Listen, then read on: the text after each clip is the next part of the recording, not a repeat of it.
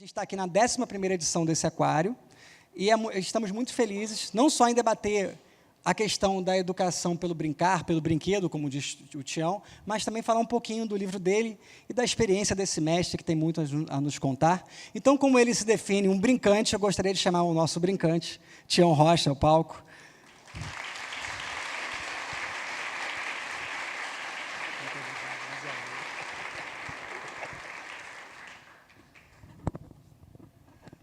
Esse microfone é seu, Tião. Fique à vontade. A gente preparou, antes da gente começar a conversa, não é, Tião? Eu acho que você poderia até dar uma saudação, mas o vídeo em seguida. Aí a gente pode, se quiser, dar um alô para o público, ou a gente segue o vídeo. Segue o vídeo, né? Vamos seguir com o vídeo, então. A gente preparou um videozinho para a gente entrar no clima da educação brincante, e depois a gente volta a conversar.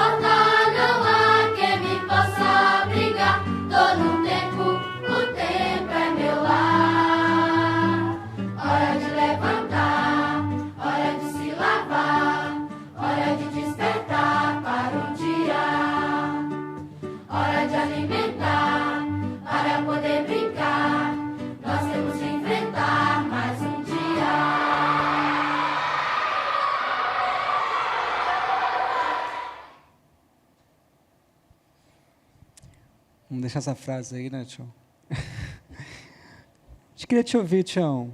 Seja bem-vindo. Obrigado por ter aceito o convite.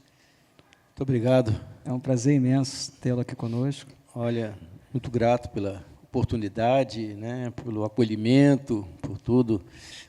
É o prazer de estar aqui novamente, né? Estive aqui há uns outro dia, né? Um desses encontros, participando aqui. E, para mim, foi um prazer muito grande de conhecer outras experiências, de conhecer o trabalho que vocês fazem, né, e poder estar aqui, de compartilhar, é muito grato. Então, desde já, muito obrigado pela acolhida aqui. Né? Nossa, a gente que agradece, Tião. Tião, qual é a conexão desse vídeo com o nosso tema de hoje, né? Só para a gente contextualizar um pouquinho. O que vocês viram aí é um pedaço da história de um projeto chamado Ser Criança ou Educação pelo Brinquedo, que começou há quase 40 anos, lá no interior de Minas, em Curvelo, né, para onde eu comecei meu trabalho, de fato, com o CPCD, respondendo a uma pergunta. Né? A primeira pergunta que eu me fiz, né, lá em Curvelo, se era possível fazer educação sem escola, ou se era possível de fazer uma boa educação ou uma boa escola debaixo de um pé de manga, que tinha muitos. Lá tinha escolas de menos e menino demais, né? E pé de manga demais também. Então, como é que a gente podia fazer debaixo de um pé de manga uma escola? Então, essa experiência gerou o projeto Sementinha, a escola debaixo do pé de manga, que gerou uma pedagogia, que foi a pedagogia da roda. E os meninos que passavam por Sementinha foram crescendo e iam para a escola regular, escola pública. Iam e voltavam, né? Falaram, não quero ficar lá, não. Lá a gente só fica em fila, só tem que ficar fazendo cópia, a professora só xinga a gente não pode passear, não pode brincar, tem horário para brincar, eu quero ficar aqui. Eu falei, não, mas agora é lá. Falei, mas eu não quero ir. Daí nós tínhamos um desafio. A pergunta que nós nos fizemos é se os meninos e meninas podem aprender tudo que precisam aprender, que queiram aprender e necessitam aprender brincando, de forma alegre, né, e prazerosa. E se a escola pode ser esse lugar, né, ou se ela tem que continuar sendo o serviço militar obrigatório aos 7 anos. Depois passou para os 6. Né? E aí eu resolvi fazer uma experiência. Né? Em Curvelo, eu juntei 120 meninos, de 7 a 14 anos, fiz uma roda com eles, falei, meninada, vocês topam aprender tudo que vocês querem aprender brincando? Né? Você fazer uma pergunta dessa é óbvio, né? Todo mundo respondeu, claro, queremos. Né? Perguntava para um passarinho se ele quer voar, perguntava para uma criança se ele quer brincar. Aí um gaiato falou assim, ô tia, onde é que estão os brinquedos? Eu falei, não tem. Eu falei, como é que a gente brinca sem brinquedo? Eu falei, essa é a primeira questão. Vamos fazer uma aposta? No dia em que nós não conseguirmos mais inventar os nossos brinquedos, eu começo a comprá-los. Topam. Eles toparam. Eu fiz isso porque não tinha nem um tostão, não tinha nada. Tinha só a minha prosa. Então, eu faço essa aposta todo ano. Né? E eu nunca comprei um brinquedo, né? Não faço aposta para perder, né? Porque não precisa. Porque tudo que eu precisava, né, ou que nós precisávamos, nós encontrávamos na comunidade, num lugar chamado lixo, sucata, sobra, excedentes. Nós levávamos tudo isso para a barraquinha de São Geraldo e lá começávamos a inventar, transformar essas coisas. E para inventar, pegar um caixote e transformar isso num barquinho, você precisa de fazer um monte de atividade, de coordenação motora, fina, de aprender a calcular, riscar, somar, dividir, fazer um aviãozinho. E aí não podia jogar no lixo, tinha que fazer disso, aproveitar outros e outros. Então, isso virou uma experiência muito grande. Um dia, eu mostrei numa roda para os meninos uma prensa de fazer queijo, coisa que mineiro gosta muito, né? Eu amo essa história, gente. Eu li no livro, essa história é maravilhosa.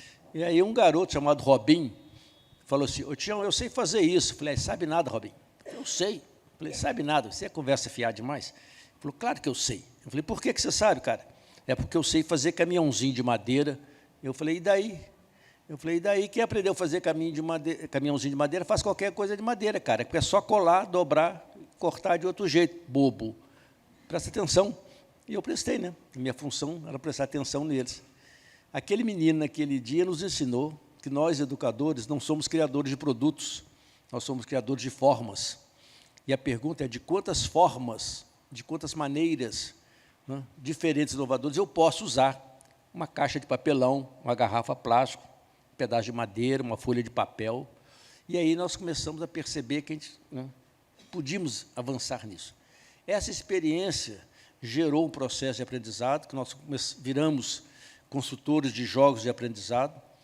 Um belo dia, o Ser Criança virou um grande cassino, era uma jogatina danada, tinha jogo para todo quanto é tipo de coisa, porque nós tínhamos, né, os jogos nos levavam a responder a algum desafio. Para o menino aprender a ler, a escrever, a somar, a dividir, a conversar, a sentar, sei lá, tudo. Tinha jogo para tudo. Então, essa experiência, depois que ela foi sistematizada, há mais de quase 30 anos, ganhou o prêmio Itaú Unicef, o primeiro prêmio brasileiro de Itaú Unicef, como a melhor contribuição para a escola pública. E aí, nós fomos levados para vários lugares. Esse lugar aqui, especificamente onde vocês viram, é no Vale do Jequitinhonha, em Araçuaí, para onde eu fui há quase 30 anos. O vídeo fala em 20, então ele está defasado, já passou. Né? Aquele menino que estava correndo lá, hoje é um educador, então, naquela época, ele era criança, imagina. Então, nós fomos para o Vale do Jequitinhonha, que é um desafio, né? Que a convite de uma empresa que nos levou, que queria levar o projeto Ser Criança, pelo reconhecimento público e tal. Eu fui para Araçuaí, Com 6 meses de trabalho, né, um dia um garoto de 17 anos, chamado Boé, me procurou e falou: Tião, que pena, né, que o projeto só chegou agora, né? Eu vou fazer 18 anos, eu tenho que ir embora. Falei: embora para onde, Boé? Eu vou embora. Minha mãe falou: quando faz 18 anos, se você não aprendeu tudo que você precisava de aprender na escola, pode parar, porque você vai trabalhar. E está na minha hora. Eu tenho que fazer o que os meus irmãos fizeram, o que meu pai fez. Tal. Eu falei: para onde você vai? Ele falou: vou para o corte. Eu falei: que corte? Para o corte de cana. Eu falei: o que você vai fazer lá, cara? Ele falou: você não sabe, não? Que todos nós vamos. Meus primos estão lá, meu tio, meu pai. Ano que vem sou eu. Né? Eu não sabia disso. Eu fui lá na Pastoral do Migrante, eles falaram: é daqui mesmo. Ano que vem vão sair daqui quase 6 mil, esse ano saíram 5 da região, são quase 80 mil homens jovens que passam 9 meses no corte de cana. Eu falei: deve ser bom para danar esse lugar, né? Aí eu fui lá, né, no interior de São Paulo, né? Não é um paraíso, né? O indivíduo, para ganhar um salário mínimo no corte de cana naquela oportunidade, tinha que cortar, né, 14 toneladas por dia, encher um caminhão. Mas o usineiro é um cara legal, né? Eu te dou mais 5% de aumento se você cortar 20 toneladas. Os caras topavam. Eu falei: você é louco, cara? Você vai se ferrar, né? Por que você veio para cá, né, e ficar 9 meses aqui ganhando isso? E por que você está aqui? Ele falou: porque aqui eu trabalho na roça. Na minha terra não chove, seco, é árido. Eu não sei fazer mais nada, não sei agricultura. Eu vim para cá. Mas por que aqui? Porque aqui eu trabalho de segunda a sexta e recebo no sábado. Se minha patroa precisar de dinheiro, eu mando o dinheiro para a patroa. Então, foi, né, um fatalismo, né, e virou uma geração, milhares e milhares de homens faziam isso e deixavam as mulheres com os filhos, um vazio, né, humano, a falta de afeto, dependência de álcool, homossexualidade, violência, tudo. Então, eu percebi: bom, como é que eu faço? Voltei para lá, reuni os educadores e fiz uma reunião com eles. Olha, corte de cana não é futuro para ninguém. Então, vamos fazer uma aposta, vamos fazer um pacto dos meninos e meninas que sentarem aqui. Nós não podemos perder nenhum para o corte de cana. Aí nós fizemos isso, reformulamos essa aposta todo ano. E nós nunca perdemos nenhum menino. Aí nós perdemos 15. Né? 10 para a Bituca, para a Universidade de Música Popular Brasileira, lá em Barbacena. E 5 para o Balé Bolshoi, né, lá em Joinville. Aí eu contei isso quando eu ganhei um prêmio da Fundação Schwab, da Folha, em 2008, para o Clóvis Rossi. Ele falou: você está perdendo os meninos para o futuro. Eu perguntei: pode? Ele falou: pode, não pode perder para o atraso. Eu falei: o que é perder para o futuro? É aquilo que vocês falaram no início aqui, né? Você tem que construí-lo, né? E aí, esse projeto ali é um projeto de educação, né, onde tudo se faz de forma lúdica, brincando, onde os meninos atuam em todo sentido, do planejamento, da execução, da avaliação, né, e dali eles vão construindo todas as formas de aprendizagem, os caminhos. Então, esse é os projetos que estão ali, essa meninada, que hoje não é mais menina, os adultos já viraram educadores, e casados, pai de família, estão aí.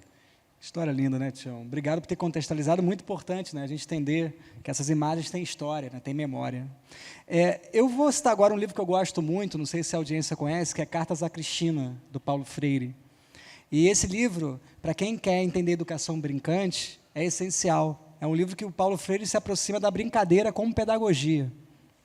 E aí o Paulo Freire ele fala: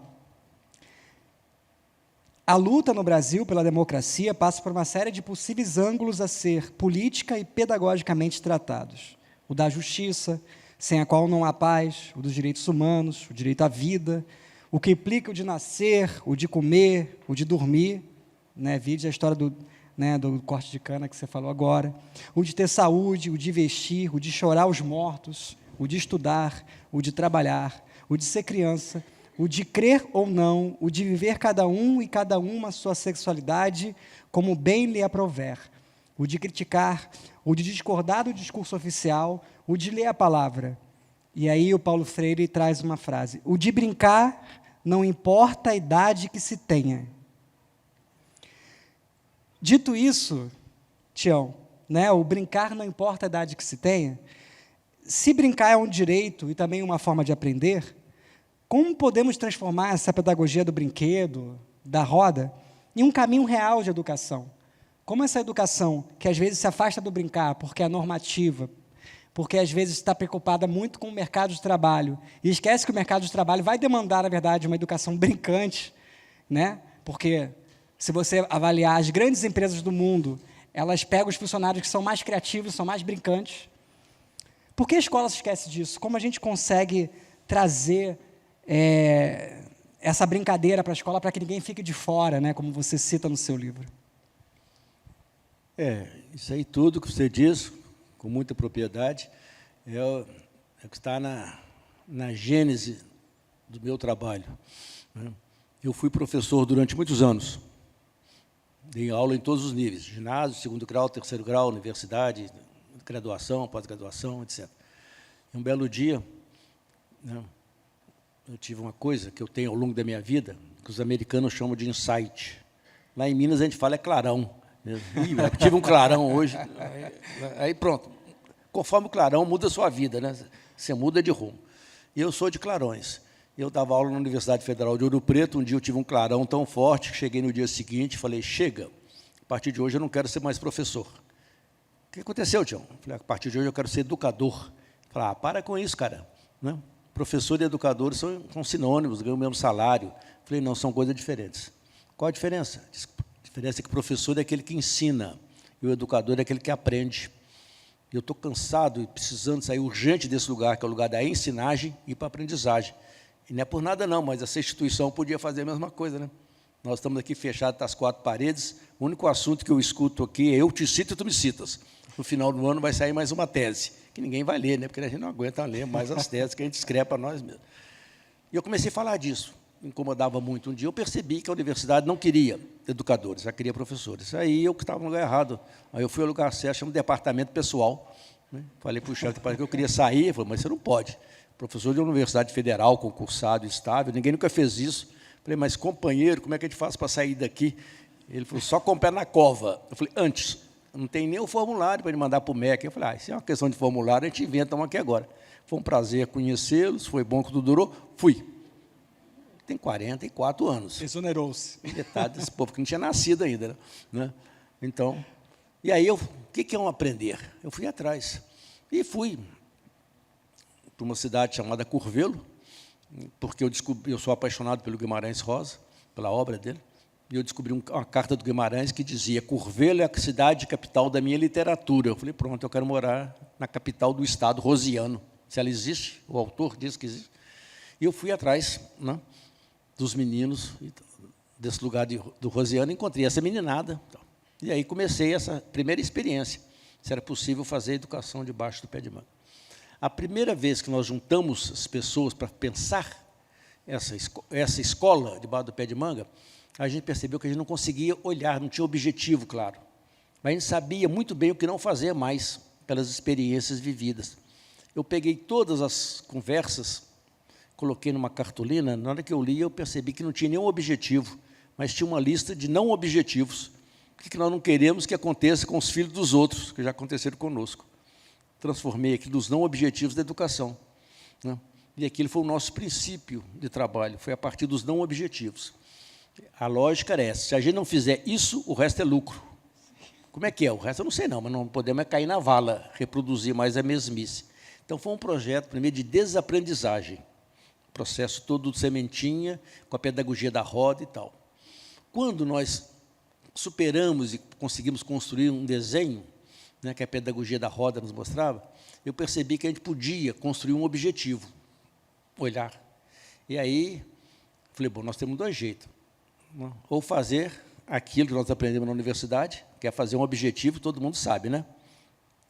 Pega um verbo, no infinitivo, inicia uma frase com letra maiúscula no início da frase. Assim, promover, e o restante você enche de linguiça e vai para frente. Elevar, enche de linguiça. Garantir e enche de linguiça. Eu falei, bom, nós temos que botar um verbo que não fique só no enunciado, que seja conjugável. Aí nós escolhemos, há 39 anos, um verbo que nós o conjugamos só no presente do indicativo. Você fez referência a eles, que é o verbo Paulo Freirar. Eu, Paulo Freire, tu, Paulo Freiras, ele, Paulo Freire, nós, Paulo Freiramos, nós, Paulo Freiras, Paulo Freire. Não existe Paulo Freiraria nem Paulo Freiraria. Você faz agora ou sai da moita. É isso, carta de Cristina. Não é isso? é o exercício e a busca do aprender o outro na sua inteireza e trazer toda essa realidade e olhar, né, as pessoas pelo lado luminoso, né, com a sua potencialidade, capaz de transformar o mundo, precisa de mudar o mundo para ele e para todos. E ele pode fazer isso brincando, de forma leve, não precisa ser sofrido, né? Então, essa lógica de sofrimento da aprendizagem não tem a ver com a gente, tem a ver com Santo Agostinho. Mas isso é um problema de Santo Agostinho, né? É ele, com os problemas dele, né? Mas, então, o que a gente percebeu é que brincar para a criança é da natureza dela, né? Ela acha que a vida é um brinquedo e quer brincar o resto da vida. E nós é que perdemos isso, né? Na nossa infância, foi cortando, as pessoas foram podando, a gente deixou de pensar na vida como esse grande espaço lúdico do prazer, de brincar a vida e usufruir, né, de toda a riqueza que a natureza, que o mundo nos dá. Então, o que a gente percebeu com os meninos, com essas perguntas, é que eles começavam a olhar para as coisas e pensar, o que eu posso fazer com isso? Como é que eu posso brincar com isso aqui? Então, uma coisa levava o outro. Aí a gente percebia que, para isso, precisava de ajudar o outro com informação, com aprendizado, etc., não é? Então, a gente fez isso o tempo todo, só na provocação, né? E a outra questão é que, quando a gente fazia a roda com os meninos, e a gente fazia a pergunta para eles, o que vocês querem estudar ou aprender? A gente aprendeu que a gente não pode fazer seleção. Tá? Vamos selecionar só 5, todas as questões. Não, bom, aí já virou exclusão. Eu vou acabar perdendo aquele menino ou menina. Aconteceu conosco.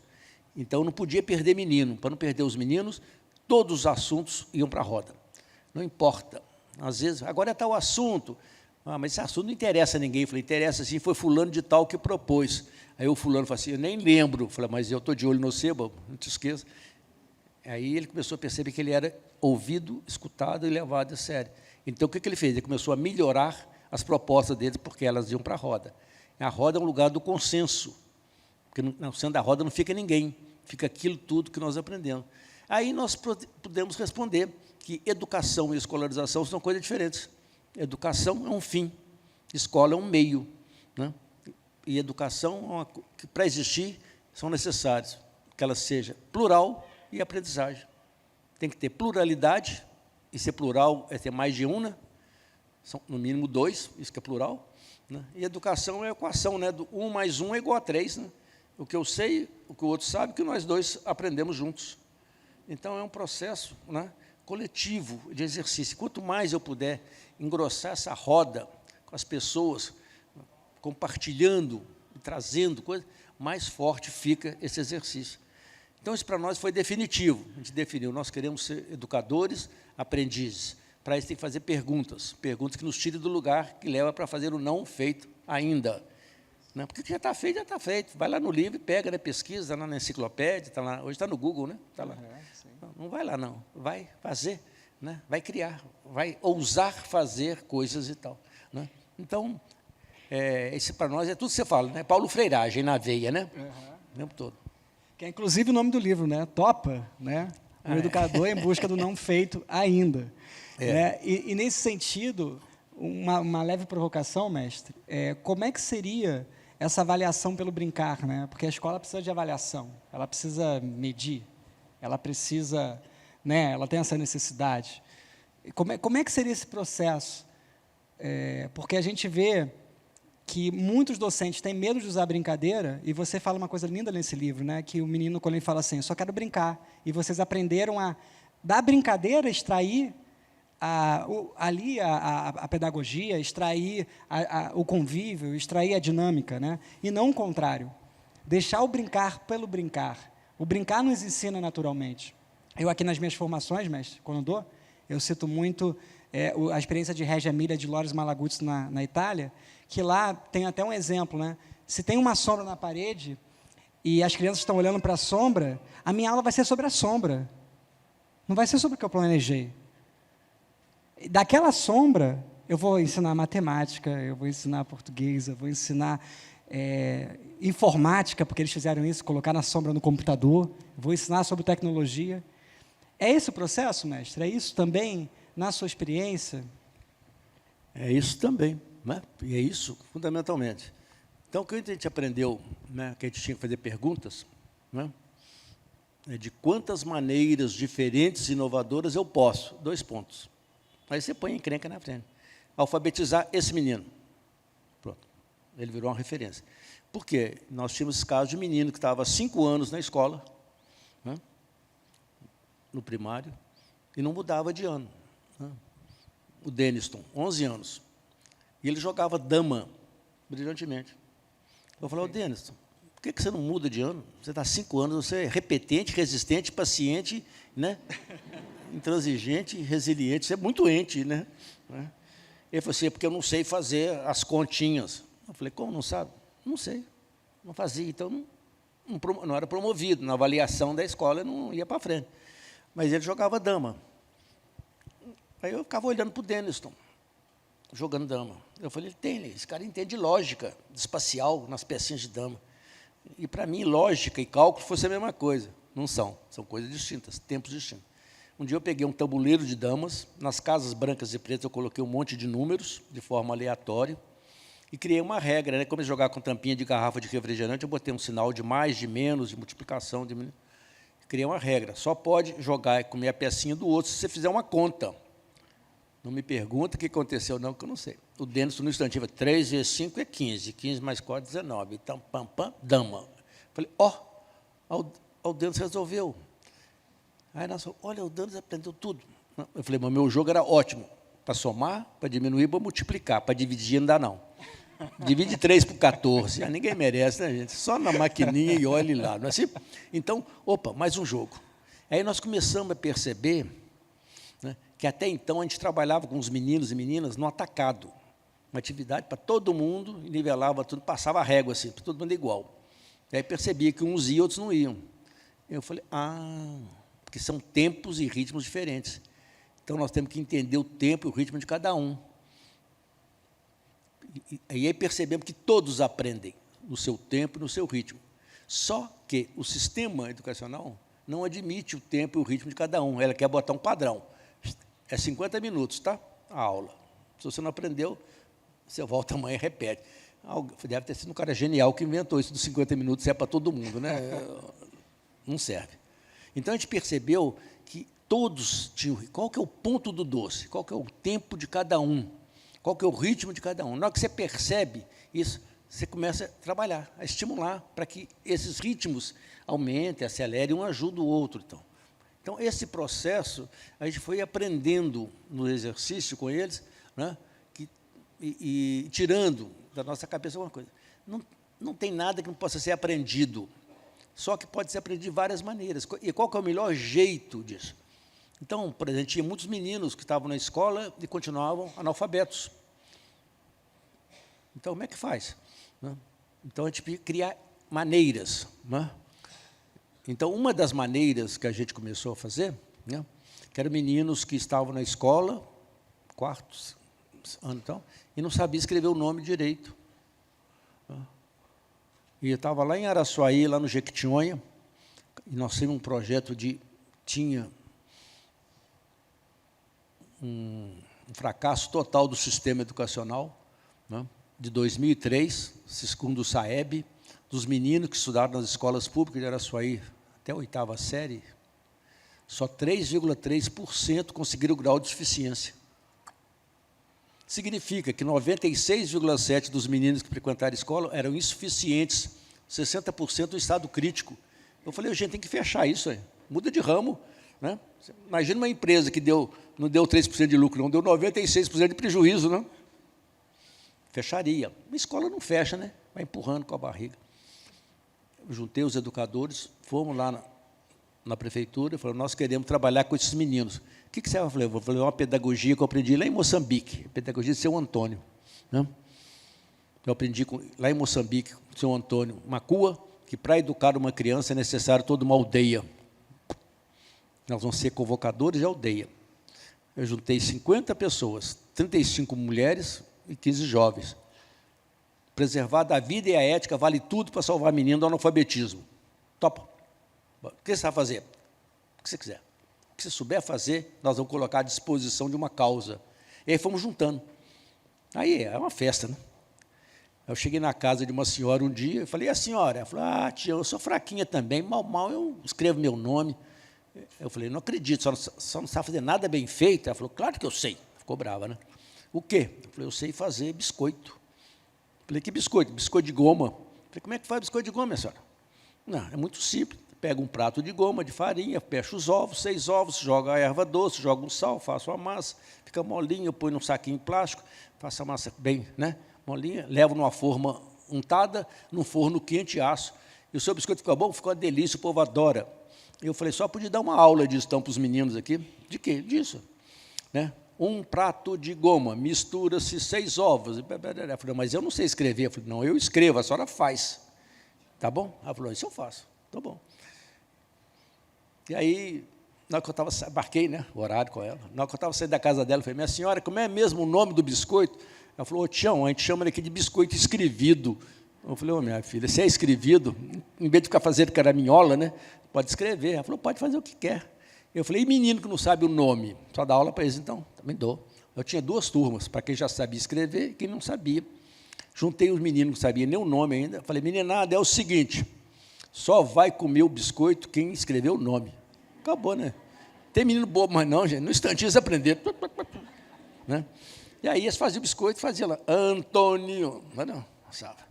Um dia eu cheguei lá na avaliação, todo mundo lá mastigando o biscoitinho. Todo mundo acertou? Eu falei, acertou. Aí tinha um baixinho com a cara ruim lá num cantinho. Eu falei, ô baixinho, você errou, né? Errei nada. Por que está com essa cara ruim? É porque eu chamo José, ele ali chama Washington. Comeu 4 letrinhas, o outro comeu um palavrão. Eu falei, meu filho, por que você não escreveu o seu nome completo? Aí ninguém falou que podia. Eu falei, pode. Né, o nome do papagaio, o nome do cachorro e tal. Você viu os meninos fazendo ali? Ser criança ali? É isso. Virou a pedagogia do biscoito. Funciona? Funciona. Sozinho, não. Mais essa, mais aquela, mais aquela, mais aquela, mais aquela. Você tem tanta coisa, né, que vai cercando os meninos de exercício, de práticas prazerosas, sabe, festivas, inovadoras. No final, eu lembro, nós tínhamos contabilizado 64 maneiras diferentes, inovadoras, de alfabetizar uma criança, ao longo dos anos. O que significa isso? Que menino nenhum fica analfabeto à nossa frente, eu não deixo. Ele me escapa. Uma hora eu pego ele na curva. Na hora que ele bobear, eu descubro o tempo dele, o tempo do doce. E aí ele vai. Daí, vai para frente, né? Primeiro esse salto. Então, esse exercício de aprendizado, ele é permanente. Ele serve para tudo, entendeu? Para tudo. Se é para tirar o menino do analfabetismo, se é para mobilizar o jovem, para tirar o menino da linha de tiro, né? Tudo, é para tudo. O MDI é isso, maneiras diferentes inovadoras de. Aí você põe o desafio, né? E vamos fazer isso de forma prazerosa, né? Tem que ser bom, né? Exatamente, eu queria entrar nesse ponto, né? Porque no seu centro, né, que é o CPCD, você fala muito dessa questão da arte como uma possibilidade real desse engajamento, né? Dessa possibilidade de ensinar. Eu acho que você já deu um desenho, né? Porque é isso, quando está falando ali, né, do ponto do bolo, né, do ponto do doce, já é de certa forma, uma aproximação com os sentidos. Mas como entra a questão da arte? Aí no livro você fala, deixa eu retomar aqui a expressão, que é o caso do tamborzeiro, né, da pedagogia do tamborzeiro. Como é que foi essa questão da arte e do tambor, né, ali, como esse mecanismo de atração desses meninos e meninas? Tá. Então eu vou contar um pouquinho, depois você passa. Você tem um videozinho dele? Com certeza. Mas é bom. Esse projeto da Ser Criança em Araçuaí, na época, nós o fizemos a convite da Natura Cosméticos. Saiu um programa na TV Cultura de São Paulo sobre a fome, a miséria e tal, no Vale do Jequitinhonha. Programa premiado, mas é muito bravo. Vários funcionários da Natura assistiram aquilo, ficaram muito sensibilizados.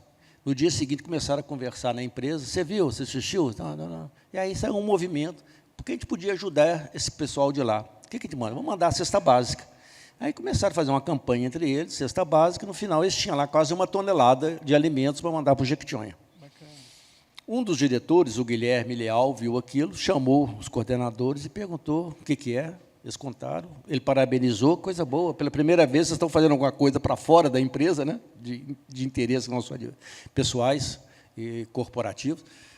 Mas fez uma pergunta: por que vocês não vão lá para ver se é isso mesmo que eles precisam? Aí 12 deles arranjaram as passagens aéreas, São Paulo a Belo Horizonte, foram de avião até Teófilo Otoni, lá sem conhecer nada, alugaram uma van. O cara da van falou: vocês querem ir? Falaram: nós queremos ir para o Vale do Jequitinhonha. Ele falou: mas o Vale do Jequitinhonha é aqui, ó, enorme. Aí eles foram para a primeira cidade, que eles acharam na frente, que é a cidade de Jequitinhonha. Chegaram lá, levaram um choque. Né? Tinha cesta básica demais, da igreja, do Estado, não sei o que. E voltaram, deixaram as cestas básicas deles, mas voltaram e falaram: mas os meninos de lá não têm futuro. Não tem. Foi aí que eles nos convidaram para realizar o Ser Criança lá em... Eu falei: só for para Araçuaí. Por que Araçuaí? Porque Araçuaí está no meio do Vale do Jequitinhonha. Tudo de bom e de ruim que acontece em Araçuaí reflete. E daqui a 3 anos vocês vão embora, né? Vai sobrar para mim. Então, eu tenho que saber. Muito bem. Aí o projeto está lá, bacana. Então. No final do ano, os meninos falaram assim: Tião, nós queríamos agradecer pelo projeto. Eu falei: nós temos que agradecer quem paga a conta. É um pessoal de São Paulo, são os funcionários da Natura. O que a gente manda para eles? Manda para eles uma cartinha, um desenho, um bilhete, para mandar, um bonequinho, se vocês quiserem. Aí chegou um grupo, falou assim: nós temos aqui um coral, a gente podia gravar uma fitinha cassete e mandar para eles. Eu falei: pode, mas eu tenho que ouvir, né? Se tiver coisa desafinada e ruim, eu não mando não, senão eu vou queimar meu filme, né? Eu quero ouvir. Na hora que eles cantaram, eu vi, eu falei: nossa senhora, canta mal demais. Eu não vou mandar isso, não. Eles ficaram muito frustrados. Eu falei: mas eu também não entendo nada de música. Vocês querem aprender? Aí eu fui atrás de um grupo, ponto de partida, em Barbacena, né? Contei essa história. Vocês não topam lá ensinar os meus meninos a cantarem, né? Alguma coisa? Aí eu lembro que eles falaram: nós tínhamos que levar uma preparadora vocal. Tem uma em Belo Horizonte que é a Babaia. Aí eu fui atrás da Babaia. Na hora que eu cheguei na Babaia, eu falei: Babaia, você podia ir lá? Ela falou: eu não posso nessa semana, não, porque eu sou a preparadora vocal do Milton Nascimento. Eu falei: o Milton Nascimento precisa de preparador vocal? Ela falou: precisa. Eu falei: então meus meninos estão ferrados. Não. Aí ela riu demais e tal. Eles foram lá, voltaram encantados. Os meninos estão cantando uma beleza. Eu falei: ih, aquele desafinado. Eu falei: está tudo afinado, mas cantam, alegria e tal e tal. Mas, ao invés de fazer formação, nós podíamos fazer alguma coisa para eles levarem. Eles querem agradecimento. Então, vamos levar uma apresentação do coral para os funcionários da Natura. Aí nós saímos na antevéspera do Natal, num ônibus que tinha 40 lugares, tinha 50 meninos. Tinha menino tão magrinho, cabia 3, um mesmo banco, né? Que nunca tinha atravessado a ponte, de repente, estava a 1.000 quilômetros, numa cidade como São Paulo, para cantar na Natura. E aí, tudo assim meio em segredo. Nós chegamos na fábrica, só tinha um contato com uma menina lá, ela abriu a porta, nós entramos cantando e batendo tambor e jogando flor. Tá caindo fulô, tá caindo fulô, lá no céu, cá na terra, ei, tá caindo fulô, e batuque. Na hora que chegou no meio do salão, assim, começaram a cantar, todo mundo foi chegando. Na terceira música, eles falaram: quem que são esses meninos? Eu falei: os meninos lá do Vale de Jequitinhonha. Eu falei: quem? Aqueles meninos pobres que nós vimos na televisão? Eu falei: é. O que aconteceu com eles? Eu falei: vocês, ué. Vocês não investiram? Eles vieram trazer a conta. São eles, bonitos, elegantes, cantando. Aí um dos diretores falou: você vai me matar do coração, cara. No outro dia mandou fechar a fábrica para eles cantarem. Quando terminou aquilo, era para ter acabado o ponto de partida. Eu falei: esse menino cantou demais, senhor. Eu falei: vocês querem tomar conta? Pode. Aí eles tomaram conta. E aí eles começaram a se formar musicalmente, a ouvir música, e a cantar, e a fazer tudo. E aí resolveram gravar com músicas deles, com o ponto de partida. E essa gravação foi feita lá. Mas aí tinha que aprender com os melhores. E aí nós levamos o Paulinho do Aquiti para ir dar formação. É um bambambam dos instrumentos de percussão, formação de ritmo. Aí, um dia, no meio da oficina, eu estou vendo o Paulinho chorando, lá no canto. Eu falei: Paulinho, aconteceu? Ele falou: você é um sacana. O que eu fiz? Não fiz nada com você. Ele falou: você é um sacana. Eu sou músico há não sei quantos anos, eu passo 6 meses no Japão, na Europa, nos Estados Unidos, dando formação, e tal, curso de percussão. Eu falei: por que você está assim? Tem 2 meninos ali, que tem 1 hora que eu estou vendo, eles atravessam o ritmo, eles não atravessam de jeito nenhum. Eles acertam tudo. Aí eu vim descansar um pouquinho, um virou para mim e falou assim: ô Paulinho, aquele jeito meio abaianado, né? Ô Paulinho, eu acho que eu descobri que eu quero ser na vida. Ele falou: o que você quer ser na vida? Ele falou: tamborzeiro. Ele falou: ponto. Eu falei: existe esse catálogo aí, alguém custa tamborzeiro? Eu não sei, né? Eu falei: Aí eu conversei com o ponto de partida. Esse menino é aquele que aparece correndo, vocês vão ver ele no próximo, é o Yuri. Foi formado como músico, como tamborzeiro e tal, depois voltou para lá e tal. E aí, vários deles vieram estudar música, né? Hoje são coordenadores, compositores, arranjadores, pianistas, etc., etc. Ou seja, a Bituca é um lugar onde eles podem se realizar, é a arte pela arte, né? Como artistas e como tal. E isso gerou, eles começaram a produzir coisas, espetáculos, né? E era muito interessante, porque eles fizeram um espetáculo entre os vários, então, sim, um chamado Ser Minas São Gerais, com o Milton Nascimento, e eles iam se apresentar aqui no Teatro Municipal do Rio de Janeiro. Os professores da escola fizeram o maior movimento que não ia dar autorização para os meninos ficarem 15 dias fora para poder ensaiar e cantar, porque era um absurdo perder aula. Aí a vontade que tinha de dar um coque na cabeça de cada professor. Vamos ver a aula. Não é? Pode soltar o vídeo, por favor? Então, vocês vão ver um pedaço disso, depois eu conto o resto. Pode soltar?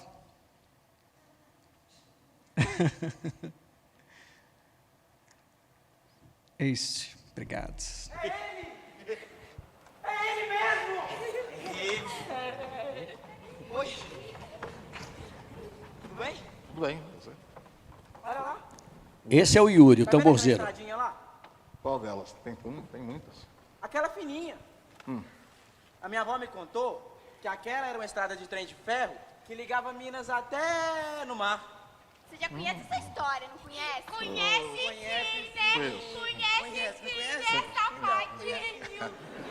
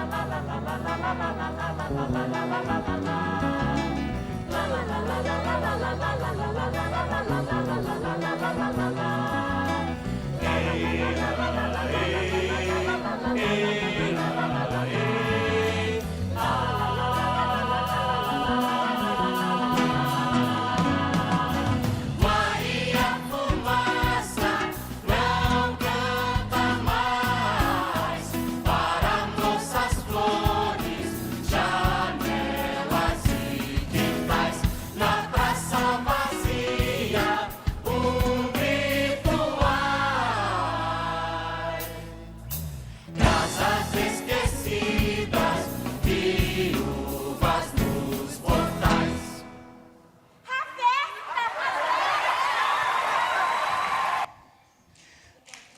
maravilhoso.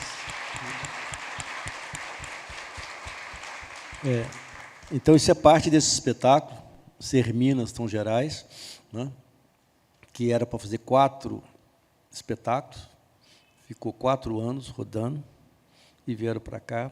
Aí a escola não queria, eu reuni os professores, falei assim, vocês já foram ao Rio? Já. Mas vocês já entraram no Teatro Municipal? Não. Então, são muito poucas pessoas que conhecem aquela maravilha por dentro.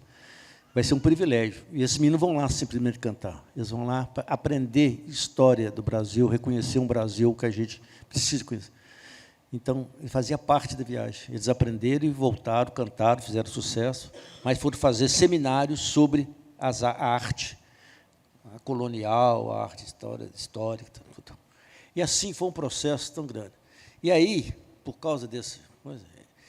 eles, né, tinham muita dificuldade com a escola. Um dia, eles foram se apresentar no Palácio das Artes, um outro espetáculo, em Belo Horizonte. Eu falei, o único jeito é levar os professores, né? Aí arranjamos 2 ônibus, um com os professores das escolas e o outro com os pais. E eles foram, sem os meninos saberem. Na hora do espetáculo, eles entraram, sentaram lá no meio da plateia, né? Eu sentei do lado de uma professora de propósito, uma diretora, né, a mais empedernida, né, a mais chata, né, que tinha. E ela ficava se olhando, assim, parada. E ela falou assim, como é que esse menino aprendeu tudo? Isso. Eu falei, menina, eles ensaiam até, se deixar 8 horas por dia, eles não querem parar, eles querem brincar daquilo. Mas por que eles aprendem isso, não aprendem as coisas da escola? Eu falei, quase que eu dei um supapo, né, um coque, né? Porque é muito chata a sua escola. Se ela fosse alegre, prazerosa, esses meninos iam morar lá dentro da sua escola. No final, né, aí eles levantaram, foram anunciados, os professores levantaram, e os professores, então, bom, foi uma comoção, etc. A partir daí mudou, né? Eles perceberam que havia um sentido, esse menino podia fazer uma devolução dessa experiência. Aí eles tiveram, essa é uma história, acho que vale a pena. Eles foram convidados, no Ano do Brasil na França, o Milton e esse espetáculo, para ir cantar na França, em Paris. Aí fizemos uma reunião com os meninos. Tem um convite para ir para a França. Aí o outro falou, a França é aonde? É perto do São Paulo? Eu falei, mais ou menos, depende, né, como você está olhando. Vamos olhar no mapa, procura no mapa, não acharam. Mas, não, então não é que não, eu falei, não, pode procurar, está frio. Mas foram olhando. Mas é do outro lado dessa água, eu falei, está esquentando, mas tem que passar por ele nadando. Eu falei, tem que ir nadando, vai chegar. Aí não, vai subindo, vai chegar na França. É muito longe. Eu falei, como é que chega lá? Eu falei, tem 2 jeitos, nadando. Não. É lá, não, mas lá fala francês. Sabe falar francês? Não, então não pode ir. Tem que aprender. Você vai chegar lá com essa cara de jacu, né? Tem que aprender. Então, aí fomos procurar um professor de francês, arranjamos lá um francês macarrônico, dava aula para os meninos, né? Je suis enfant, aquele estilo bem baiano, né? Bom, mas mais do que isso, aprender algumas coisas de francês, era estudar sobre a França, né? Aí uma amiga, inclusive daqui da universidade, aqui, né? E eu falei com ela, com a professora Cristina, ela falou, eu vou lá no consulado da França, e mandou um monte de vídeo, material, para eles estudarem sobre a França. Então, eles leram sobre a França, para não chegar lá, né, assim, sabiam. Chegaram, fizeram um maior sucesso, cantaram, 10 minutos aplaudidos, cena aberta, não sei o que lá, viraram motivo de televisão, Caco Barcelos, Fantástico, TV Globo, essa coisa toda, né? E voltaram. Primeira coisa, os outros, eu falei assim, como é que é a França? Eu falei, tem que fazer um seminário sobre a França. E eles começaram a falar desse período. Mas só que nesse período, de voltar um pouquinho, quando eu conversei com a professora Cristina, eu falei assim, professora, eu descobri que os meninos de lá não têm meia. Nenhum menino em Araçuaí tem meia. Primeiro que não faz falta, porque ninguém usa sapato. E lá faz um calor danado. Ou você usa chinelo de dedo, ou usa pé no chão. Na França precisa de meia, não precisa. Ela falou, eu tenho também uma parente minha, tem uma fábrica lá em Santa Catarina, vou pedir as meias. E contou a história. Ela ficou tão encantada que mandou a meia, mandou o pijama, mandou a camisola, mandou um monte de coisinha personalizada. Os meninos adoraram, estava tudo chique, foram tudo, arranjamos casacos, essas coisas. Quando eles voltaram, agora é hora de agradecer todo mundo que cooperou. Aí eles começaram a fazer desenhos e mandaram, né, lá para Joinville, na fábrica da Lepper, para a Gabi. A Gabi, quando viu aquilo, ficou tão emocionada, falou, mas os desenhos são maravilhosos. Né? Quem que faz? Falei, os meninos fizeram. Falei, eu queria fazer uma coleção de cama, mesa e banho com os desenhos do menino. Falei, pode fazer. Lá foi ela. Eles criaram uma coleção. Eles começaram a desenhar, eles faziam as padronagens e vendiam. Na reunião lá assim, tu entenderam tudo? O menino falou, só não entendi o tal do royalty. Né? Que eles iam ganhar uma renda daquilo. Então, sabe, essas coisas foram gerando, e por causa disso, eu conheci o Bolshoi. E por causa disso, os meninos foram fazer experimento no Bolshoi, foram para lá e dançaram, e ficaram, vários desses que foram dançar e viraram dançarinos do Bolshoi. Tem uns, inclusive, que estão para a Europa, outros mudaram, etc, etc. Outros ficaram. Então, isso tem um processo, se a gente acompanha esse ritmo do processo de aprendizado e trabalha com isso, estimulando cada vez mais, estender os limites do possível, não, é impressionante o que eles fizeram.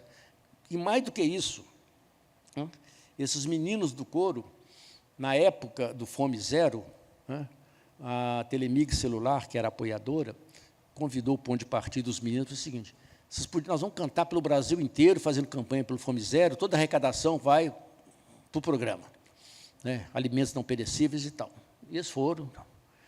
E aí, quando teve o primeiro espetáculo, tal, a primeira remessa de não perecíveis, a Telemig ia mandar 9 toneladas de alimentos que eles conseguiram. E eu falei, mas vocês vão mandar? Nós vamos mandar para a prefeitura para ela distribuir. Foi aquele horror, né? Aquela bagunça, fila, tinha que chamar a polícia. Eu falei, vocês não vão fazer isso nunca mais. Isso pertence aos meninos, isso é trabalho deles. Eles é que vão sugerir como. Roda. Como é que vocês gostariam que fosse? Não, uma coisa civilizada, né? Então, a gente podia organizar isso, então vamos organizar. Então, criamos um empório. Esses donativos chegavam, nós organizávamos isso, colocávamos tudo nas prateleiras, bonitinho. Aí convidamos as instituições para levantar todas as pessoas necessitadas, levantamos 180 pessoas, os meninos fizeram um cartão magnético com um nomezinho bonitinho, entendeu? Era classificar de 1 a 5, tem mais necessidade é 1, quem tinha menos necessidade 5.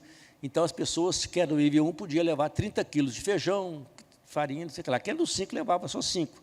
Então, era de acordo com a sua real necessidade, foram classificados. O pessoal falava, vai dar maior problema, tem que ter polícia. Eu falei, não, mas se entrar polícia aqui, eu paro. E nunca entrou polícia, obviamente. As pessoas chegavam, passavam assim, no computador, né? Mostrava o cartãozinho, pode entrar. Aí tinha um carrinho na frente, eu falei, o que eu vou fazer com isso? Falei, um carrinho. Para quê? Para você botar as coisas, para você levar para casa. Mas eu nunca fiz isso. Falei, aqui faz. Mas eu nunca entrei no supermercado, moço. Falei, mas aqui só tem que entrar e carregar. Mas quem vai escolher pegar lá? Eu falei, você, ué. Você tem 30 quilos, você pode lá escolher, mas tem várias marcas, escolha. Pode levar tudo hoje? Pode. Mas eu posso levar só uma parte? Pode, é seu mesmo. Não vai então. As pessoas choravam. Isso é uma aula de economia solidária, né? Total, total. Se a gente quer saber o que é economia solidária, é isso. Na porta, não, para dar baixa na coisa, aí ganhava um livrinho, ou levava um pano de prato, um brinquedo. O que é isso? Eu falei, um brinde. Mas vocês fazem isso? No Carrefour eles fazem isso, lá no não sei aonde, né? Eles dão. Então, nós também damos, nós também somos chiques, né? Podemos fazer. Eles choravam. A equipe do Betinho falou em pegar essa tecnologia, pode. Isso, o Empório Solidário ganhou tecnologia social certificada e premiada pela Fundação Banco do Brasil como uma forma digna de fazer isso. Isso foi um lado. Outro lado, que eles venderam o CD Roda que Rola, que parece um queijo assim, redondo. E ganharam dinheiro com isso. E aí eu juntei os meninos e falei, meninada, é o seguinte, vocês ganharam nessa andança pelo Brasil 40 e poucos mil, 40 mil reais. De quem que é o dinheiro? É seus. O que a gente pode fazer com isso? Eu falei, é seu, você faz o que você quiser. Ué. Chupa picolé, queima, joga fora, é seu. Aí eles falaram assim, o que vocês acham, gente? A gente podia comprar coisa para o empório. Aí nós queríamos começar a fazer, dá licença, eu vou ali fora. Na hora que terminar a conversa, vocês me chamam, porque eu não quero participar disso. Só quero ouvir o resultado. 40 minutos depois eles falaram, Tião, nós não resolvemos. Tem gente que quer comprar, tem gente que faz isso, mas dividir, mas concordamos o seguinte, nós resolvemos o que a gente pode fazer com 40 mil reais para a cidade de Araçuaí. Essa é a questão. E aí eu falei, bom, o que vocês vão fazer? Nós vamos fazer uma pesquisa, nós vamos na escola perguntar, o que você acha que a gente pode fazer? Em casa, na rua. Eles fizeram uma coisa que foi a primeira vez que eu vi concretamente um orçamento participativo. Né? Os meninos discutindo o destino de 40 mil reais. Aí eles fizeram uma lista das coisas, né?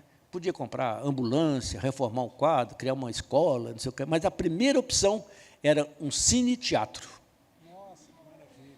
Que eles quiseram.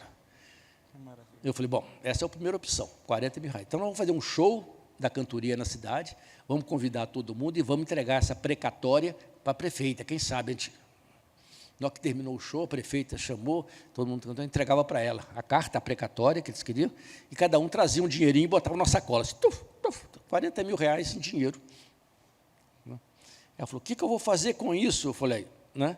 Parceria público-privada, está na moda. Né? 40 mil reais nós já entramos. Não, toma que o filho é seu. Nós não posso nem pegar. Pegamos o dinheiro. Vamos construir. Não dá para fazer um teatro. Mas quem sabe um cinema? Não vai custar 40, né? Na realidade, custou 400. Nós somos atrás. Mas Araçuaí tem o único cinema de verdade do Vale de Jequitinhonha, que é uma sala com tamanho dessa, 120 lugares, né? Tela plana, ar-condicionado, bonito, pipoqueiro na porta, e só passa filme bom. Não pode passar porqueira. Não? E chama Cinema Menino de Araçuaí, que eles doaram para a cidade. Que era o sonho deles ter o cinema. Maravilhoso, né, gente? É bonito, né? É bonito. Tião, é lindo, porque a gente que é da educação, né, milita nessa área há tanto tempo, tem tantos exemplos ruins, né? A gente está vivendo um período da educação, que é essa crise alongada, né? Esse projeto de crise da educação alongado, e ver bons exemplos, e ver como se faz, ouvir essas histórias, nos inspira, né? Você diz no seu livro essa ideia de pedagogia é aprender o outro, como aprender o outro. Eu acho que a gente contou aqui um pouquinho de como aprender esse outro. E, por falar em outro, a gente tem tempo para 2, 3 perguntinhas da audiência, porque a conversa se estende. Então, por favor, é só levantar a mão, que a minha colega ali vai levar o microfone. Tem uma pessoa ali. Lá no fundo tem. Outra aqui. Tem outra? Já temos 3.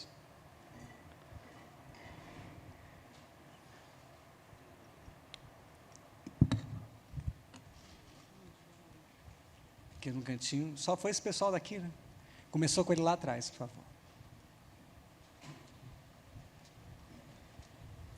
Depois vocês levantem de novo, por favor, só para... Não, ela tem outra. Ela já vai te dar, tá? Obrigado. Boa noite a todos. Boa noite. Eu queria saber um pouco sobre a questão de... Hoje em dia a gente vê que vários professores da educação infantil, do ensino fundamental 1, a gente vê que não estão preparados a trabalhar com crianças deficientes. Eu queria saber se... como é que o senhor vê o futuro da educação nesse sentido, assim, de os professores estar mais preparados para poder atender, a ter novas técnicas de aprendizagem para que a criança absorva aquele conteúdo. As crianças que têm portadores de necessidades especiais, como autismo, crianças que são surdas e outras múltiplas. A gente fala tanto de saúde mental e tem várias doenças que a gente vê que os professores não têm preparados para poder atender essa demanda dessas defesas dessas crianças hoje em dia. Agradeço pela pergunta. Vamos seguir um bloco, mas você se incomoda a gente seguir o bloco e depois voltar? Pode ser. Vamos seguir o bloco de perguntas. Boa noite, tudo bom? Eu sou Bernardo Passos. Gostaria de saber se tem alguma diferença entre educar criança e educar idoso. Assim, será que os dois dão certo ao mesmo tempo, assim, as mesmas condições, as mesmas semelhanças, ou tem alguma certa diferença para trabalhar com idoso como trabalhar de criança? Pode deixar. Isso, idoso. Oi, boa noite. Meu nome é Mariana. Eu queria saber como é essa educação da não ganância. Como que... Da não ganância, né? Pelo que você falou, as pessoas foram dividir os 40 mil reais para fazer um cinema, e hoje em dia a gente vê tanto a ganância em todos os lados, então eu queria saber sobre isso. Ok. Muito bem. Obrigado pelas perguntas. Então vamos tentar, né? A primeira questão que a gente fez desde o início é que a gente não tinha o mínimo de coisa de saber. Eu queria saber de onde que esse menino vem, o que ele traz, sabe? De problema, de dificuldade, não quero saber disso. É um espaço, se ele entrar, é porque ele seja muito bem-vindo, e ele vai fazer uma parte da roda, e a roda vai trabalhar em todos. Então, a gente percebeu que no Ser Criança, principalmente, né, nós começamos a receber muitos meninos que chamavam lá em Minas e falam até que é menino da PAI. É menino de APAI, é menino com deficiência que estava na PAI e tal. E aí nós percebemos que as famílias começaram a mandar ele para a gente, e os médicos começaram a mandar esses meninos para nós. Esses meninos estavam lá na PAI, vocês recebem? Pode vir, aqui pode entrar. Né?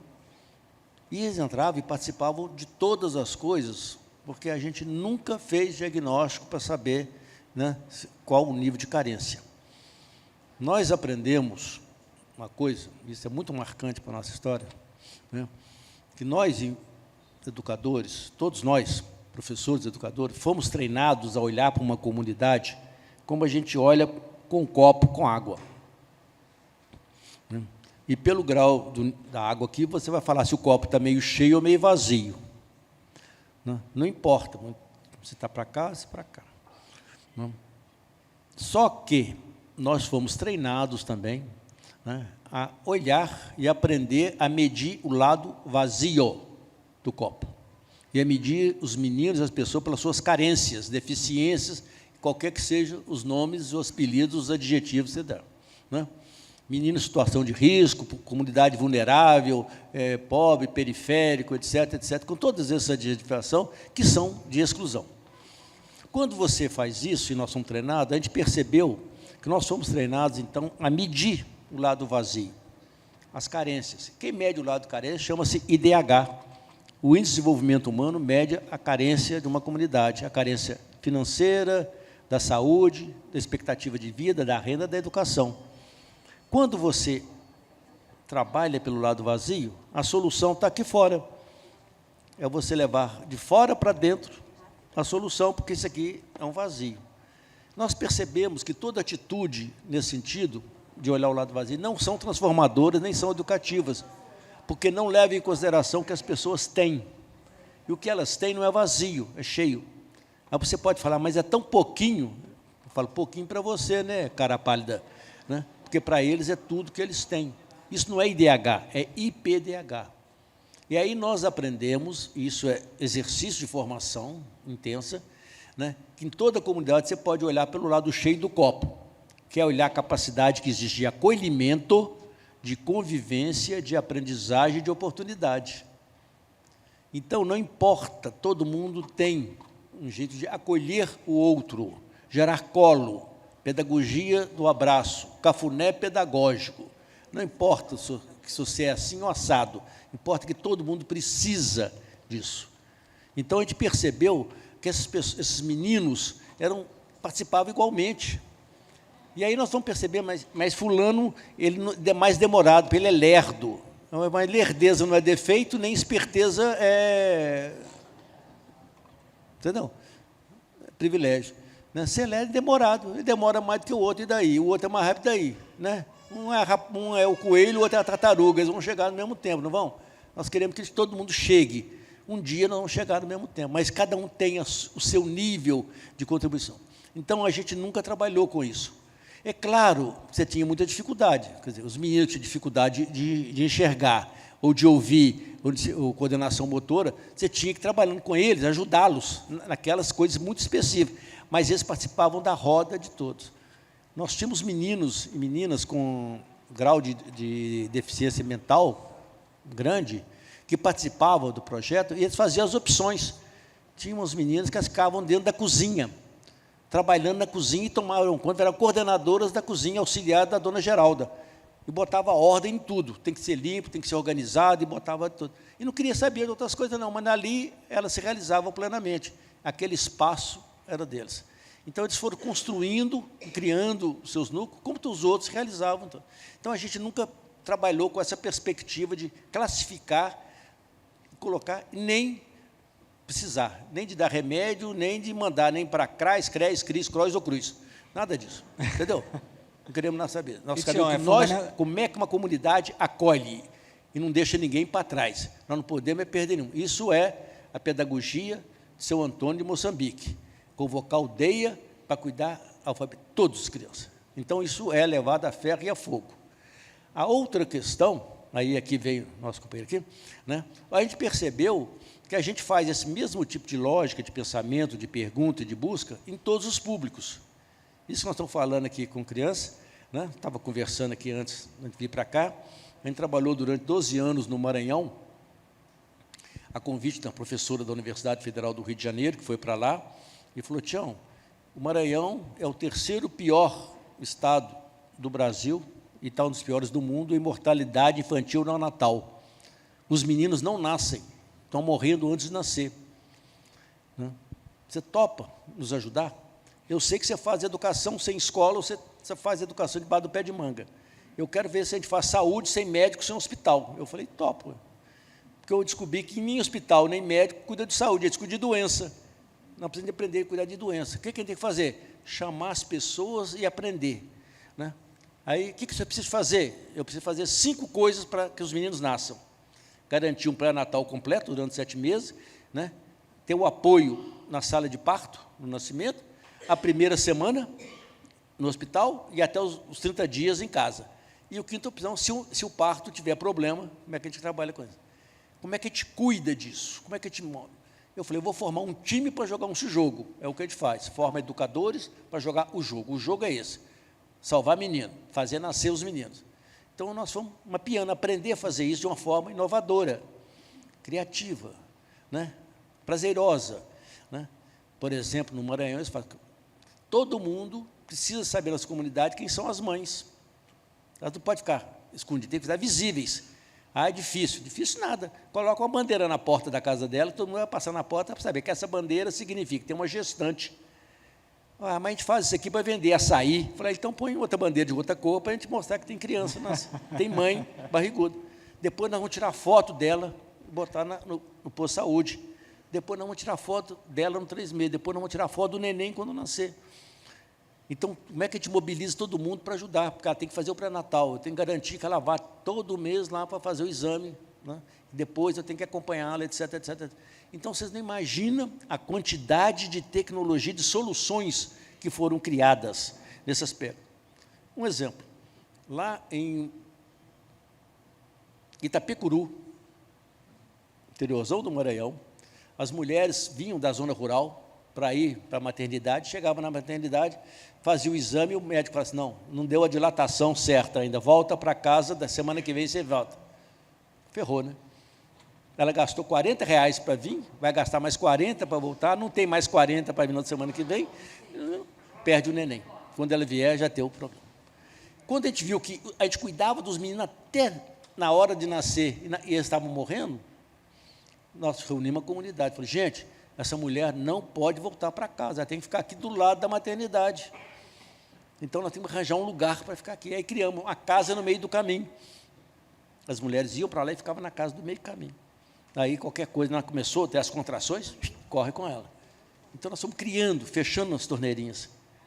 Essa experiência que a gente fez lá em Itapecuru, eu refaço essa experiência, sabe aonde? Em São Paulo, em Parelheiros, que saem de Parelheiros para dar luz para os meninos na maternidade de Interlagos. O mesmo problema. A viagem não voltava, etc, etc. Aí nós criamos uma casa no meio do caminho. Mesma coisa. Só que lá eu arranjei uma casa solidariamente, que foi doada. Aqui eu tenho que alugar. Eu aluguei uma casa atrás da maternidade. Eu estou negociando com a diretora de quebrar o muro para a gente passar pelas portas do fundo. Não, mas a mesma lógica do acolhimento, né, da mobilização para a gente não perder menino. A causa é a mesma, o jeito de fazer é diferente. Então, isso serve tanto para qualquer assunto, para a saúde, para a educação, ou para a gente alfabetizar as pessoas mais velhas, né, também com eles. Né. Eu tive o privilégio de trabalhar com o Paulo Freire, né, quando ele foi o nosso guia inspirador de um projeto de alfabetização zero, lá em Poços de Caldas, um tempo, né? Ele era professor em campo. Você é de lá? Olha! Você lembra disso? Alfabetização zero, analfabetismo zero. E eu fui trabalhar com a formação das pessoas. Então, nós descobrimos o seguinte, tinha todo tipo de gente. Tinha uma senhora que era milionária, mãe de um deputado das contas lá, que era analfabeta. Ela falou assim, eu estou doido para aprender a ler, mas eu tenho vergonha de falar, ninguém pode saber. Então, a educadora tinha que ir lá, escondido, na casa dela, e alfabetizá-la, né? Os garis da prefeitura, eu dei formação para eles. Qual que era o livro que eles tinham? O jornal que eles vinham, as placas e tal. Um dia o chefe do departamento falou assim, o pessoal está falando que os garis estão demorando muito para varrer a rua. Eu falei, claro, eles estão varrendo a rua, de vez em quando eu tenho que parar para traduzir. Educar pelo brincar. Continuar varrendo. Demora, né? A gente fez isso com os ônibus, as placas, as coisas de ônibus. Eles foram aprender a ler aquilo que eles precisavam ler, a realidade deles e trabalhar. Alfabetização de adulto, né? Paulo Freiragem na veia, entendeu? Então, mas o ritmo era esse, de forma alegre, prazerosa, não é castigo, não, sabe? Obrigação. A outra, por que você quer ser alfabetizada, minha filha? É porque eu quero, lá na reunião, lá na minha igreja, todo mundo leva a Bíblia, né? Eu sei ela todinha, mas eu não sei ler. Na hora que eles mandam ler, eu pego a Bíblia e abro qualquer página, porque eu sei, é tudo de cor. Ela virava ao contrário, de cabeça para baixo, ela queria ler de verdade. Então, como é que a gente vai aprender a alfabetizar? Com a Bíblia, minha filha, o livro é a Bíblia, né? Lá no Amapá, eu fui trabalhar com as parteiras da selva, né, que queriam ser alfabetizadas, porque elas precisavam de registrar o parto para ganhar o dinheiro do SUS. Se elas não fossem alfabetizadas, não conseguiam assinar. A mais nova tinha 70 anos, não é 70 anos, a menina, a novinha, né? A paradora de menina, nós somos parador de menina, para tudo. Como é que a gente faz isso? Eu falei assim, como é que você faz o parto? Eu faço assim, assim, assado. Aí eu ia escrevendo. E se o menino agarrar lá, encroar, reza de São Raimundo. Eu falei, reza de São Raimundo. São Raimundo, padroeiro, São Domeiro. Qual que é o texto que nós vamos usar para alfabetizar? A reza de São Raimundo, né, gente? Se ela já sabe de cor, o resto é só ver, né? Associar a língua à fala. Alfabetizou? Alfabetizou. Entendeu? Quer dizer, é o mesmo jeito. É o mesmo jeito do jogo de dama com o Denis, eu usava lá com as parteiras. Não, mas, e traz mais coisa, né? E leva isso tudo. Então, essa última coisa que eu já dancei da ganância, aqui, da ganância. É? Da ganância. Da ganância. Que deu exemplo ali. A gente criou um negócio que nós chamamos de Banco de Solidariedade. Entendeu? Quer dizer, construir o capital social. Como é que a gente cede, troca solidariedade, né? E como é que as pessoas podem ser associadas de um banco, disponibilizar num banco, no seu tempo livre, o que elas gostariam de ensinar, o que elas gostariam de aprender. E aí o banco faz o exercício disso. Você quer aprender a fazer macarronada, mas você sabe tocar violão. Pronto. Como é que a gente cria um mecanismo nessa comunidade, as pessoas começam a trocar as coisas. No final do mês você tem um capital social que chama SOL, solidariedade. Esse exercício, né, de aprender a doar, de aprender a repartir, a gente começa a fazer desde o pequenininho. Lá no Sementinha, quando a gente não tinha comida, cada um trazia a sua. Falei, a gente vai fazer aqui um grande piquenique. Ah, eu só tenho uma banana, mas troca a banana para 20 pessoas. Eles vão cortar ali em 20 pedacinhos, parece uma hóstia. O outro pegava um biscoito e virava um pão de farelo. Aquele negócio virava uma festa, todo mundo comia um pouquinho daquilo. É isso que a gente quer? Não. A gente quer muito mais. A gente quer um dia produzir alimentos, que eles vão comer bem e tal, mas vão começar sempre. Se pensar esses meninos ali, hoje eles produzem, eu tenho um sítio que produz organicamente, que alimenta esses meninos. Na segunda-feira eu tinha que dobrar a ração, porque os meninos não tinham comida em casa. Mas como é que é a comida? É proibido fazer fila, porque fila não educa, só bota ordem. Eu não mexo com ordem, eu mexo com educação. Então a gente põe a comida na mesa. Ninguém põe comida no prato para o outro. Não, a gente põe todo mundo na mesa e cada um se serve no tempo e na quantidade que precisa. Dá problema? Ixi, só dá problema. Primeira semana, ser criança, um voava na cabeça do outro, faltou comida na minha, o prato sobrou para... Roda. Uma semana dá para ele sem comida, dá para castigo, suspensão. Falei, aqui não tem suspensão, nem vai tirar comida, nem castigo. Tem roda, conversa. Amanhã volta de novo. Por que ninguém distribui? Eu falei, não, ninguém vai botar comida, você põe a quantidade que você precisa. Eles foram criando regras. Então, cada um põe 2 colheres de arroz, depois volta. Aí a visita chegava e pegava as visitas, começava a pôr mais, A visita está botando 3 colheres, às vezes não pode não fala é visita. Não, também não pode. Pronto. E o prato tem que vir bonito, porque a turma da cozinha caprichou para botar na mesa, e os meninos que fazem a comida hoje, amanhã vão servir. Daqui são garçons, vão buscar. Eu tinha uma cozinheira, o resto todos os meninos faziam. Cuidavam de tudo. Né? As mães chegavam lá e falavam, eu estou vendo esses meninos limpar a panela, fazendo tudo. Eu falei assim, está vendo? Lá em casa eles nunca pegaram uma panela. Eu falei, claro, lá é obrigação, aqui é um brinquedo. Olha lá o que eles estão fazendo. Daqui a pouco vai ter todo mundo correndo na cozinha, deslizando, brincando na água. Né? Um calor danado, todo mundo queria ficar na água. Todo mundo queria trabalhar na cozinha para depois tomar banho. Levar a cozinha, tomar banho também, jogar roupa. Uma farra. Era um exercício disso. Então, a gente foi vendo como é que se cria solidariedade. Isso é construído dia a dia, mas é um exercício. Não vai ter fila, não vai, porque isso não é educativo. Entendeu? A gente aprendeu que, então, de quantas maneiras eu posso criar um movimento, fazer isso. Mas dá problema? Dá, ué. Eu tive que fazer isso a primeira vez, quando os meninos iam atravessar a rua, meninos pequenos, a professora começou a fazer fila 2 a 2 para atravessar uma rua, com as filhinhas, né, como é que chama? De fila indiana, né? Os pequenininhos na frente, os grandes atrás, ela ficava meia hora para organizar a fila, né, que os pequenininhos entravam, os grandes saíam, né, para atravessar uma rua, porque passava o caminhão. Um dia eu perguntei para ela, filha, educa? Ela falou, não. Eu falei, então, por que você faz? É porque é a minha responsabilidade. Eu falei, não. Seu compromisso é aprender que a gente não ser atropelado. Fizemos um seminário, um dia inteiro, para discutir isso. Chegou à conclusão que fila não educa. Aí, no dia seguinte, a professora, brava, com um bico todo tamanho, já com podia ter fila, ela juntou os meninos todos assim para atravessar a rua, falou, meninos, vem cá, junta aqui os meninos, olha para a direita, olha para a esquerda, está vindo caminhão? Não. Atravessou a rua. Não, quem chegou do outro lado, falou, é assim que você quer? Eu falei, está parecendo uma galinha choca. Mas como é que os meninos um dia vão aprender a andar? Então, primeiro objetivo operacional do projeto Sementinha é proibido ser atropelado. Porque é aprender a andar na rua, né? Conviver, um espaço, respeitar os espaços. Isso serve para comida, serve para isso, serve para tudo, entendeu? Então, quando eles percebem isso, eles incorporam.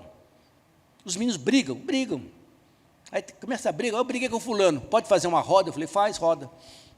Mas roda de dois, brigou, não foi vocês dois, então vocês vão dar roda. E amanhã, se continuar brigando, volta para a roda. Um dia eles vão aprender o seguinte, que não tem outro jeito, tem que conversar, tem que ter roda para conversar, para a gente resolver. Se não resolve num dia, resolve no outro.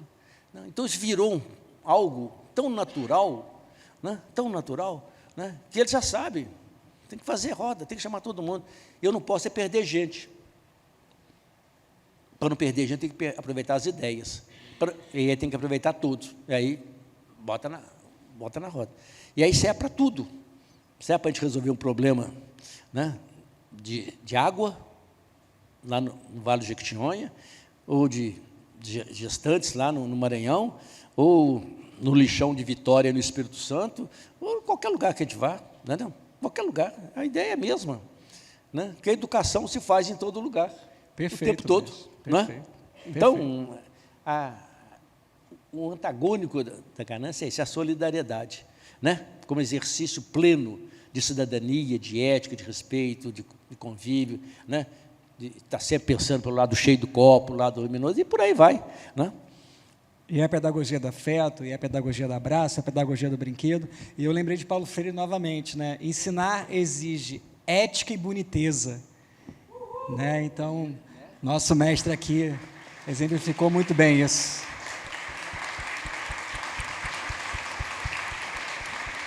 Ética e boniteza. É muito legal, né? É muito. Gente, infelizmente a gente tem que acabar. Mas, na verdade, a gente não acaba, porque tem ali o Tião autografando o livro, né? O livro está sendo vendido ali fora. E eu queria só pedir a vocês, antes da gente terminar, para vocês apontarem um QR Code para a nossa pesquisa de satisfação, para pedir mais Tião, para pedir mais debates como esses aqui na casa. Então, por favor, respondam por gentileza. E quero agradecer a presença de todos vocês. Foi uma noite muito inspiradora. Obrigado, Tião. Obrigado vocês novamente, né? Estar aqui conversando com os educadores, trazer esse livro. Esse livro tem esse nome, não vocês viram aqui pela conversa, toda hora que eu terminava, eu falava isso, né? Vai com os educadores, dizendo, você topa? Você topa? Vocês topam sair do lugar? Topam fazer um mundo melhor para todos? E aí, no dia que ele estava montando o livro, né, e a Luciana organizou todas essas coisas, dessas histórias todas, né, e quando nós ia fazer 40 anos do CPCD, ela falou assim, esse é o nome, né? É uma convocatória, é uma provocação. Topa, vamos junto, né? Estamos aqui, vamos nela. Né? Mas é uma busca permanente. Isso que é o grande exercício, né? da construção da utopia. Né? Você vai sempre em direção a ela, nunca chega. Mas não é para chegar, né? É para não perder de vista. Né? É para sempre correr atrás de algo melhor. Não feito ainda. Não feito ainda. Né? Eles brincaram muito comigo, mas 2 pontos ainda. Eu falei, o Guimarães Rosa escreveu Grande Sertão, 2 pontos, Veredas, por que eu não posso botar no meu ainda? Eu não sou Guimarães, não, mas é chato, né? É enjoado, né? Mas aí pronto. A editora falou, não, está certo. O Guimarães pôs. Eu falei, não, eu não sei. Está lindo, gente, está lindo, está lindo. Mas está aí, tá bom. Mas muito obrigado, viu, gente? Obrigado, gente. Prazer.